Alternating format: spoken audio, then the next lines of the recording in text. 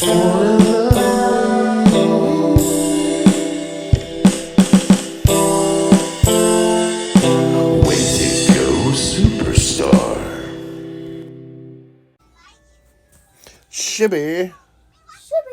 Shibby. What's up, guys? Jay Zhang here with you with Against the Grain and Zhang Nation. I do a podcast called Against the Grain, and for anybody who Shibby,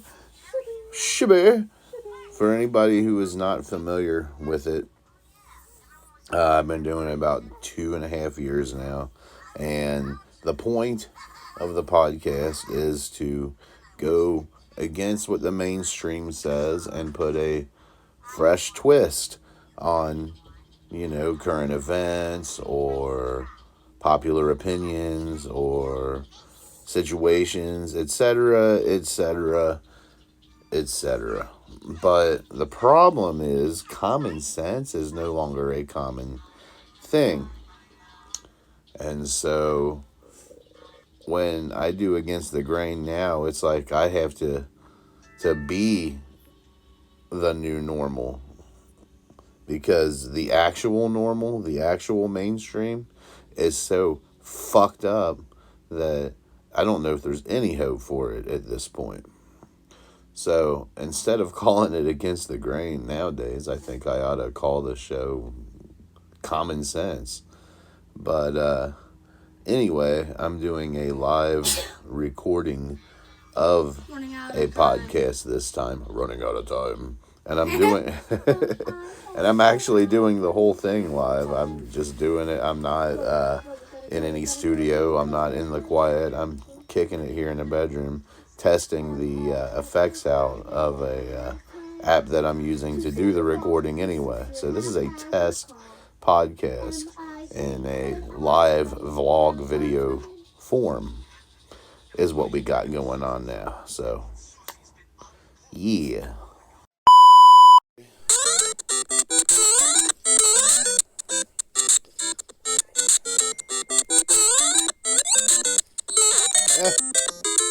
So this is a cool game, except it's not very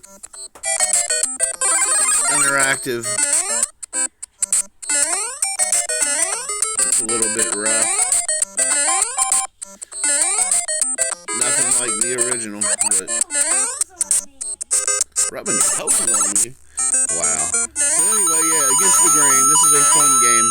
I also do some gaming videos on YouTube, which is the whole reason I'm playing some Super Mario right now. I don't know what this is. This is not the original. This is not what World 1-1 looks like on the original. Not even one bit. So I really don't know what's going on here. This is like, I'm playing an enhanced version. Yeah. There we go.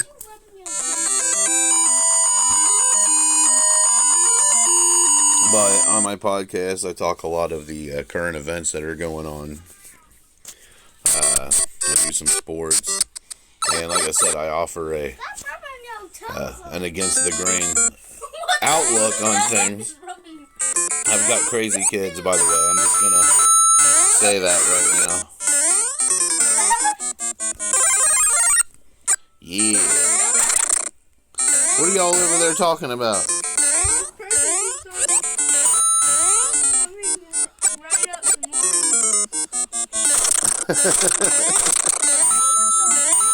We're over there watching gaming videos and stuff too.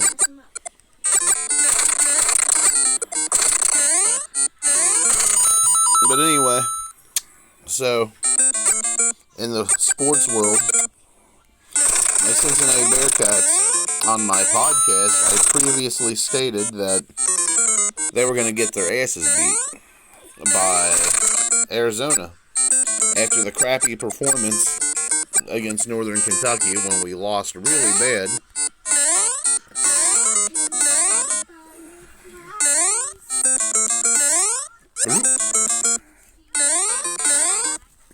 But I was delighted when I watched UC really hang in there. And the final score of the game was indicative of that. They only lost Oops. They only lost by like 8 points. It was 101-93. And I was impressed. They really shot their hearts out, especially Landers Nolly. He had 33 points. And now, for the consolation game, we get Ohio State tonight at 5 p.m. And as a big UC fan, I want to say that we have not beaten Ohio State in my entire lifetime. We just haven't. Not in football or damn it, man. Not in football or basketball. The last time we played them, we lost 74-66 in basketball. And that was about 3 years ago. That was in John Brannon's first year. The year before that, which was Mick Cronin's last year, we lost to them 74-66. Before that, we hadn't faced them in basketball since Mick Cronin's first year, which was 07, and they beat the dog crap out of us by 20-something points. And it was our rebuilding year. We didn't have much going on at all. It was right after Huggs left. Was ousted by Nancy Zimpher, I should say. But anyway, so those are the 3 basketball games that we played against them. We've also played them a couple times in football in my life, and the last time we lost to them 42-0 in football. So my Bearcats have not won a single game versus Ohio State in my 40 years of existence, and fucking tonight's the night that I want us to go do something. Okay? After really shooting the lights out and playing our hearts out against Arizona and really hanging in there with them, I want to see us beat Ohio State. After that shitty NKU game, which, by the way, the same NKU team that beat us by 13 lost last night to Florida Gulf Coast University by over 20 points. Okay? So after that crap and after that amazing attempt last night, I want Cincinnati to be rewarded, and I want to come home with a victory over Ohio State for the first time in my 40 years of existence. That's what I want to happen tonight. And it's at 5 p.m. Eastern in Hawaii. Let's come home from Maui with a win versus Ohio State, damn it. Period and flat out. Okay, also, since I really don't do this a lot, so you can get an idea of my background and where I come from in terms of my beliefs and stuff. Here we go. 40 years old, born and raised in Cincinnati. I spent a lot of time in the South as a kid, mainly Tennessee. Hi, Ashton. South Carolina. But I mean, other than that, born and raised in the South. Religious viewpoints are Episcopal, Catholic, Mormon, and Wiccan. That is a crazy mixture. Episcopal, Mormon, Catholic, and Wicca. But what that says about me is I'm diverse and I'm open to a lot of different stuff in terms of theology and in terms of worldview. I am Filipino, Italian, American.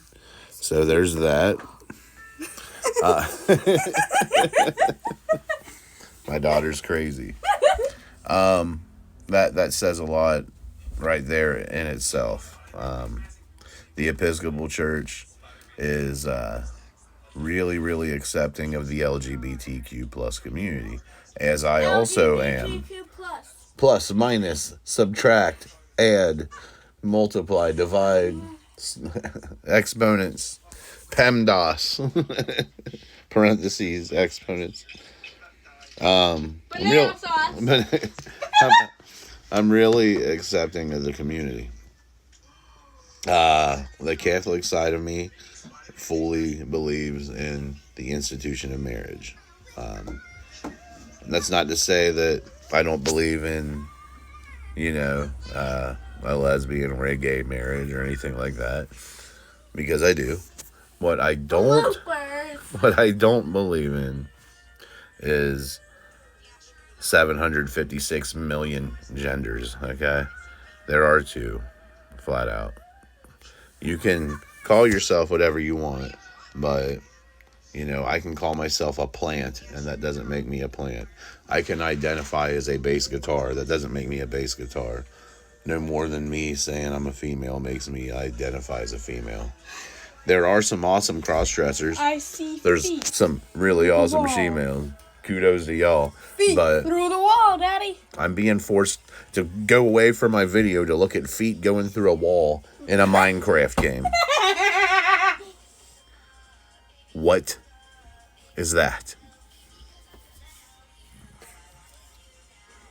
Yeah. That's what we got happening right now. So yeah, accepting of the community, although I do believe there's two genders. I can identify as a black man. There's 10 genders. There's 10? What are they? Some of them. See? Yeah, exactly. That's what the other genders are, other than the two that you get. The other ones are...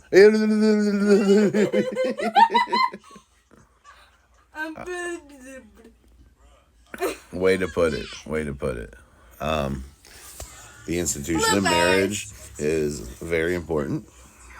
And my Mormon side also brings that out. I firmly believe that there's some validity in the Book of Mormon.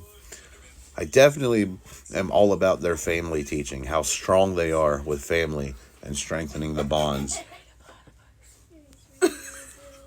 Perry the platypus. Yeah! Perry the platypus. And I just had a phone thrown at me. Whoop! Hit Tegan with the phone. Wiccan, there's spell work that you can do. A spell, to me, is no different than a prayer, except you're putting work into your prayer. You're doing physical labor within your prayer to try to make something happen. That's where I'm at. I believe that there's gods and goddesses abundant. At the end of the day, they're all manifestations of one true God or goddess. In Wicca, you have a maiden, a mother, and a crone. That's three. Very much akin to a triune God, Father, Son, Holy Spirit.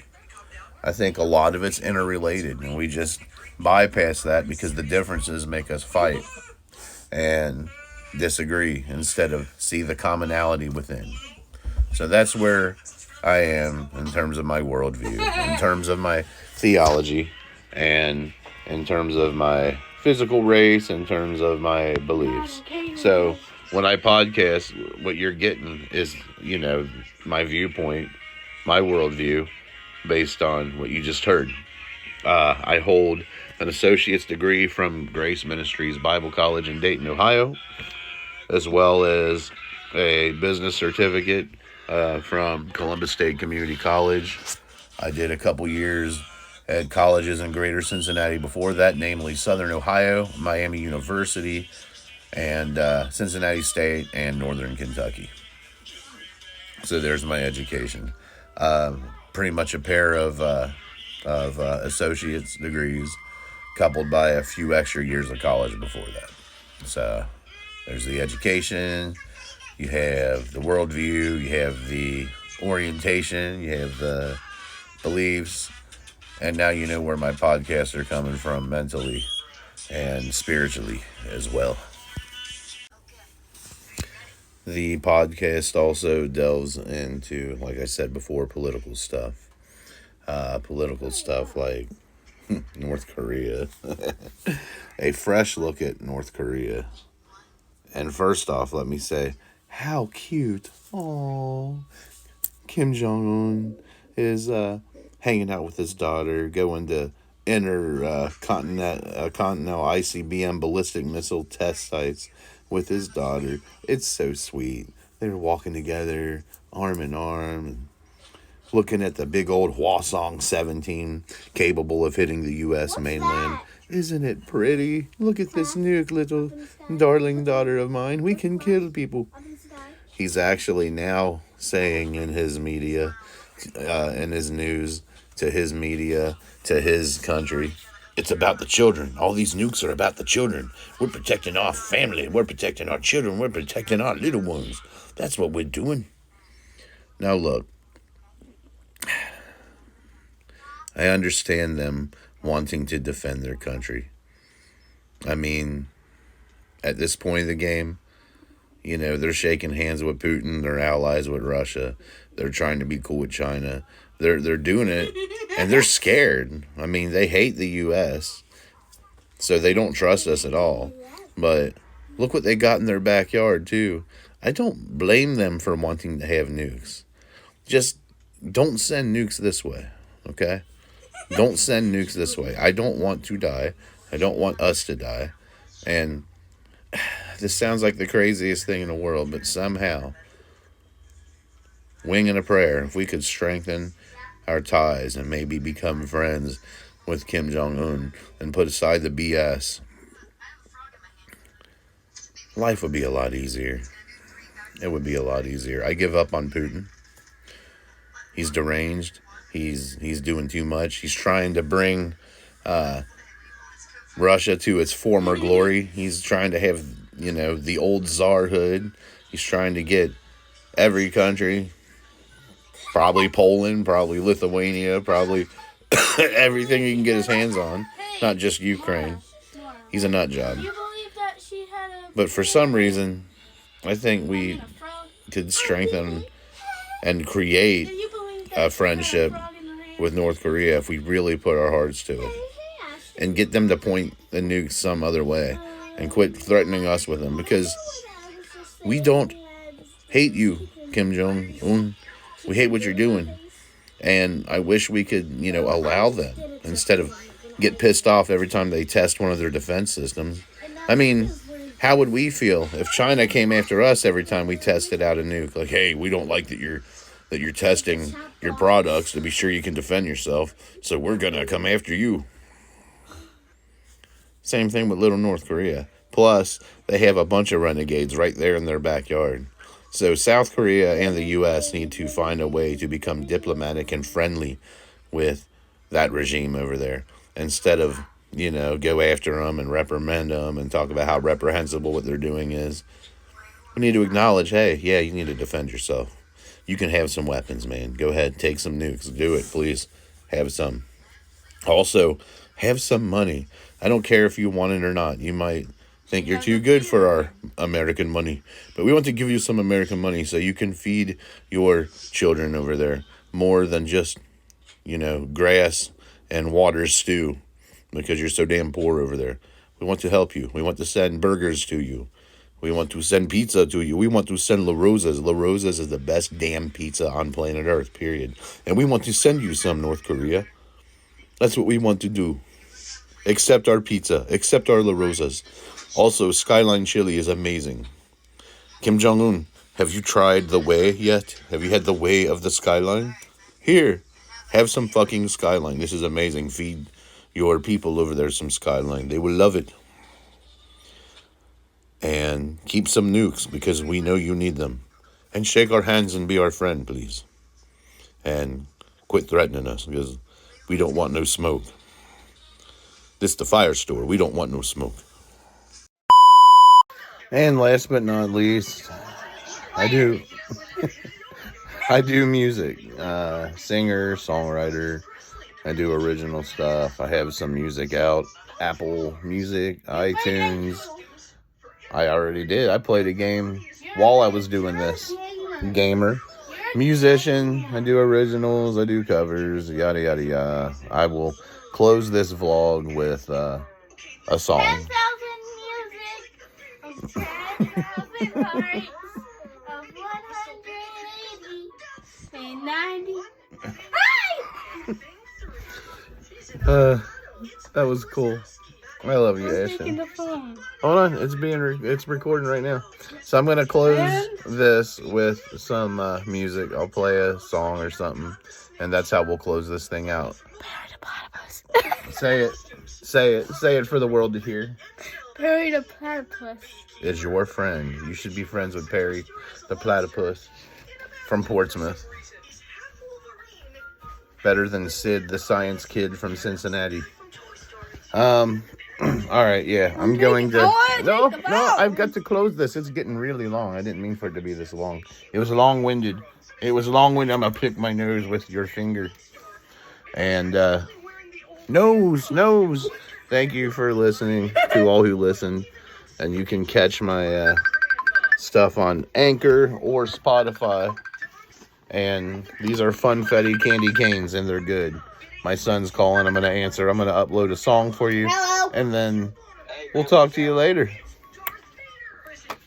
I bid you adieu. Take care, stay safe, and God bless.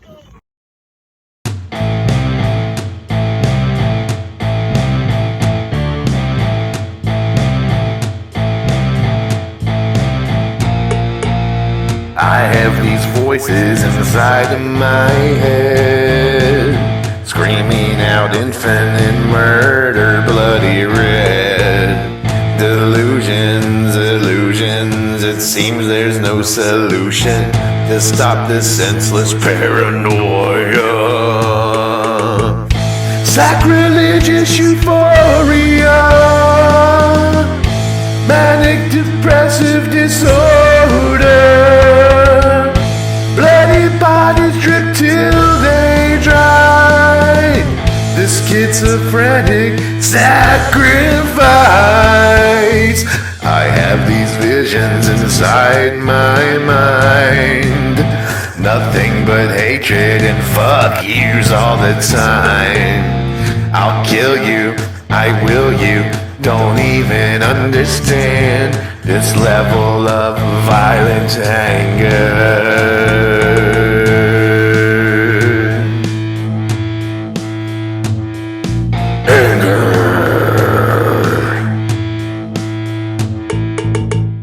Sacrilegious euphoria, manic depressive disorder. Bloody bodies drip till they dry. The sacrilegious schizophrenic sacrifice.